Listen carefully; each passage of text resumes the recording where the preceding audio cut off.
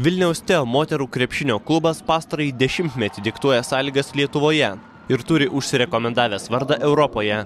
Tačiau kaip viskas buvo iš pradžių? Komanda įkurta 1961 metais. Tuometinis jos pavadinimas buvo Vilniaus Kibirkštis. Pirmasis šios komandos organizatorius ir treneris Antanas Paulauskas. Vėliau jai vadovavo žinomas krepšinio specialistas Algis Gedminas. Kibirkštis beveik 30 metų žaidė Sovietų Sąjungos čempionate. 3 kartus iškovojo bronzos medalius. Mes kūrėmės, galima sakyti, nuo nulio, nes tuo metu dominavo Kaunas, Politechnika, kur treneris Būtautas buvo žinomas ne tik Lietuvoje, bet ir visoje Tarybų Sąjungoje ir Europai. Ir aš rinkau žaidėjas nuo 15-14 metų amžiaus, mokiau ją žaisti, po truputį taip ir kūriau tą komandą. Tuo metu Tarybų Sąjunga buvo labai stipri moterų krepšinėje. Buvo stipriausia lyga moterų krepšinėje, netgi stipresnė už Amerikos moteris tuo laikotarpiu, kada prasidėjo mano darbas Lietuvoje. Sąlygos neypatingos. Mes elektros suvirinimo gamykloje turėjom salę, ten buvo mūsų šefai vadinamieji, bet ta salė buvo labai paprasta, 2 krepšiai tik tai, bet tai buvo toks laikotarpis, nuo to ir pradėjom. Labai darbinga, kas liečia šitos klausimus, tai aš visada labai džiaugiuosi tuo. Man pavyko sukurti labai darbingą atmosferą, nes dirbo visos labai gerai, atiduodavo save vis. Žaidėjas buvo labai tuo klausimu geros. Jis kaip treneris, man jis buvo nuostabus treneris. Ir buvo ir kaip žmogus, ir kaip psichologas, ir visapusiškas. Šunys būdavo, bet šiaip tai mes jo kaip jį ir gerbėm, ir bijojom. Ir jis mums tiesiog buvo kaip tėvas, tad nelabai norėdavosi kažką jam blogo ir padaryti. Važiuojam į Druskininkus, kaip ir anksčiau, važiuodami į stovyklas. Jis dabar gyvena Druskininkuose, tai aš asmeniškai tai labai palaikau į ryšius ir mes taip su juo bendraujam, gan šiltai. Kibirkštyje žaidė pajėgiausios šalies krepšininkės, daug kartų tapusios pasaulio, Europos bei olimpinių žaidynių nugalėtojomis. Vėliau komandos pavadinimas daug kartų keitėsi. Kibirkštis tapo Ryšininkas Šviesa, dar vėliau Telerina, o nuo 1995 metų Lietuvos Telekomas, nuo 2006 Teo.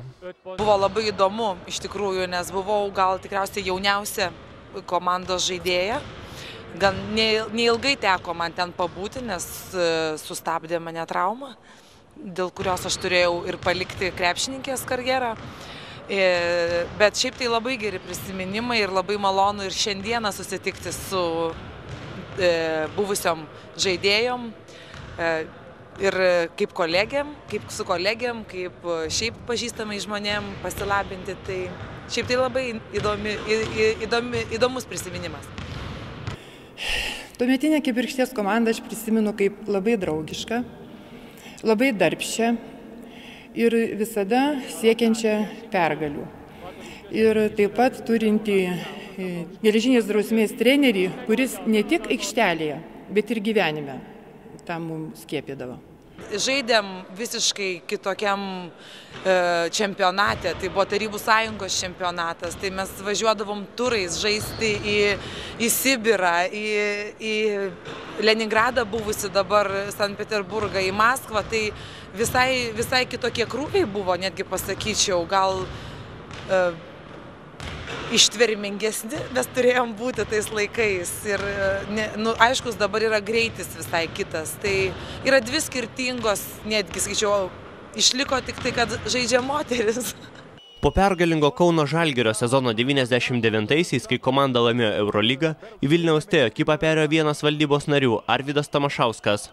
Tada sostinės klubas surinko pajėgiausias šalies krepšininkės, išsikėlė savo naujus uždavinius ir debiutavo moterų Eurolygoje.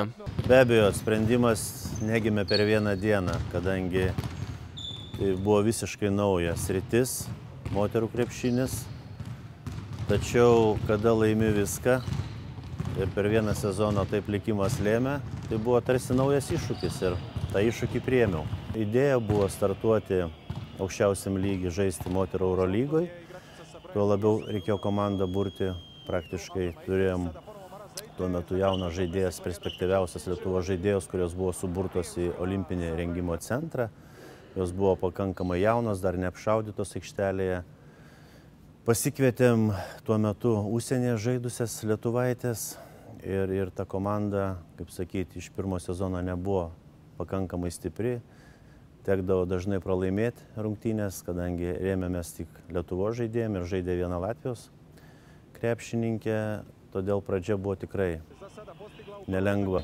Ir taip pat buvo nelengva gauti ir kvietimą vardinį žaisti moterų Eurolygoje, kadangi komanda neturėjo sportinė prasme tokių aukštų rezultatų, bet Lietuvai buvo padaryta išimtis ir komanda galėjo žaisti. Sunkumai buvo tokie, kad buvo visiškai nauja rinka, naujos žaidėjos. Man pačiam buvo tai tikrai nauja sritis, moterų krepšinis, reikėjo rinktis, ką pasikvies. Dažniausiai tekdavo pasikliauti treneriu. Specifika skiriasi, moteris jautresnės yra, jos tą puikiai jaučia treneriai dirbdami su moterų kolektyvu. Ta pati reikėjo ir klubo vadovams pajausti. Bet kada žmogus siekia rezultato, kada nori būti lyderis, kada nori, taip ir klubas, nori būti pirmas, aš manau, kad tas padeda. Vilniaus Teo klubas po nepriklausomybės atgavimo jau 12 kartų tapo Lietuvos čempionėmis. 9 kartus į viršų kėlė stipriausiai Baltijos regiono komandai skirtą taurę. 2 kartus triumfavo Lietuvos krepšinio federacijos taurės varžybose, o didžiausias pasiekimas 2005 metais iškovota 3. vieta Eurolygoje. Norėčiau palinkėti, kad kuo daugiau užaugtų jauno gero jaunimo ir kurios galėtų pakeisti dabartinės mūsų legionierės vedančiose komandose.